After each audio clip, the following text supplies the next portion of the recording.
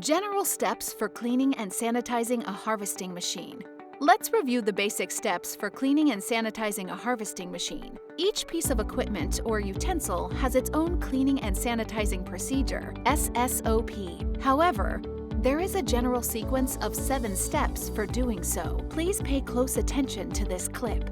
Before you start, you need to prepare the tools, utensils, cleaning and sanitizing chemicals, and the personal protective equipment you will use. Move the harvesting machine to a designated area or to the edge of the field to avoid cross-contamination of any leafy greens or growing area. Make sure there is enough space to allow easy access to all areas of the equipment. Never step or walk on top of the equipment or harvest machinery during the cleaning process.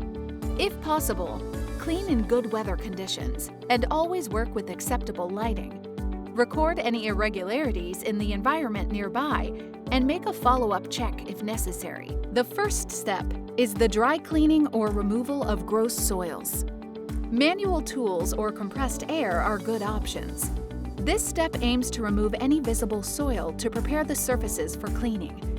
Remove soil, product debris, and waste from the equipment and the cleaning area and properly dispose of them. All packaging materials and boxes should be placed away from the cleaning area. Cover to protect from contamination if needed. Loosen belts, rollers, or movable parts of equipment to clean top and bottom surfaces. Some equipment may need to be disassembled. If needed, activate conveyors to remove trapped food debris. Remember to wipe excess grease and oils from machinery to prevent them from becoming a source of chemical contamination. Step 2 is the pre-rinse. The equipment is rinsed from top to bottom with water to remove any remaining debris. At this point, lift belts to rinse all upper and lower surfaces. Use a ladder or other safe means to reach the highest and difficult-to-reach spots. Rinse food contact surfaces and non-food contact surfaces with enough water, but beware of splashing, creating puddles, and mud. Pay special attention to conveyor belts, transporters, moving parts of equipment, and hard-to-reach areas or harborage sites. Step number 3 is detergent application and cleaning. In this step, we focus on the removal of any remaining soils and dirt to get rid of organic matter so that sanitation can occur. First, you will need to prepare the specified cleaning solution according to the manufacturer's instructions and your company's SSOP. Apply it to the equipment, ensuring that all food contact surfaces and adjacent surfaces are covered. The cleaning process should include conveyor lines, hollow parts, boards, tables, bands, undersides, and hard-to-clean areas. Apply physical action and run automated belts. Do not allow the cleaning solutions and foams to dry while you are scrubbing or before rinsing. Step 4 is the post-rinse. The post-rinsing step removes the detergent from the cleaned surfaces. Rinse from top to bottom and carefully rinse underneath belts, conveyors, and frames.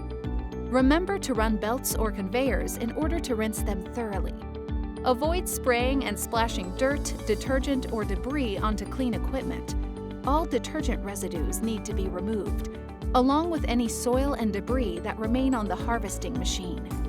Remember, the water used for cleaning and sanitizing must have the quality outlined in the LGMA metrics. Finally, visually inspect the equipment surfaces to make sure there are no residuals left, and if necessary, re-clean or re-rinse. Step 5. Inspection. After rinsing and before storing the cleaning utensils, the sanitation crew leader must visually inspect the equipment. Avoid touching food contact surfaces during inspection. Inspect all surfaces on the machine and any potential harborage sites to make sure they were properly cleaned, and, if necessary, re-clean.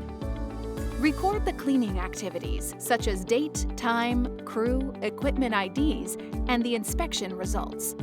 Reassemble the equipment, conveyors, and any other parts removed during cleaning. You can now return cleaning equipment, tools, and supplies to their designated area. The equipment is ready for transport if moving between fields or changing commodities. If this is the end of harvest operations for the day, the best practice is to sanitize the equipment right after it was cleaned. Step 6. Sanitizing. Prepare the sanitizing solution and verify that the concentration is correct. Apply the sanitizer to all parts of the harvesting machine. Make sure the sanitizer is applied to all food contact surfaces. This will assure the reduction of microorganisms to safe levels. Depending on the concentration and the type of sanitizer you use, equipment may need to air dry or be rinsed again, although most companies' SSOPs call for the use of air drying. Once you finish, return the sanitizing chemicals and the tools used to their assigned locations and complete the sanitation records and logs. Step 7 is the pre-operational inspection and approval of the equipment for harvesting. In this step, you must visually inspect equipment to confirm cleaning and sanitation procedures have been completed. If needed, re-clean any soiled areas. Remember to follow the good handling practices and PPE requirements. Perform any additional sanitizing steps according to your company's SSOPs. Document any corrective actions you take. If a piece of equipment represents a food safety risk, do not put it back in service. Remember, you can't sanitize a dirty surface, so all steps in the process must be followed diligently. This video was developed by Food Safety CTS for the Arizona and California LGMA.